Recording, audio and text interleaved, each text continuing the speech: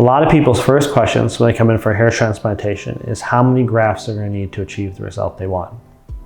This is a very loaded question, and it's actually very hard to tell you without being in person. That's because the number of grafts you need is not just determined by the amount of area you need covered. It can also be influenced by your expectations on density, the thickness of your hair, and the contrast of your hair and your skin and how much scalp you can see. But there are a lot of other factors that most people don't consider. And that's areas where you don't see hair loss yet, but you're at risk for hair loss in the future. What a lot of people, including doctors, don't understand is not about how many grafts you need for this procedure, but how many grafts you need to maintain for the future. Remember that hair loss is a progressive process. There are areas in your scalp that likely have hairs that are going through the miniaturization process from testosterone. You just cannot tell yet.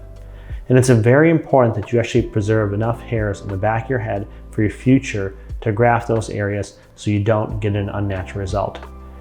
In our office, one of the most important things we do is look at your hair underneath the scalp, looking for evidence of miniaturization in those spots, and counting how many hairs you're going to need to preserve. And between the decision of how many hairs you need and how many hairs you need to preserve, we can actually reach an answer that's going to give you the results you want, as long as they don't conflict with each other. So how many hairs do you need? You have to come to our office to find out.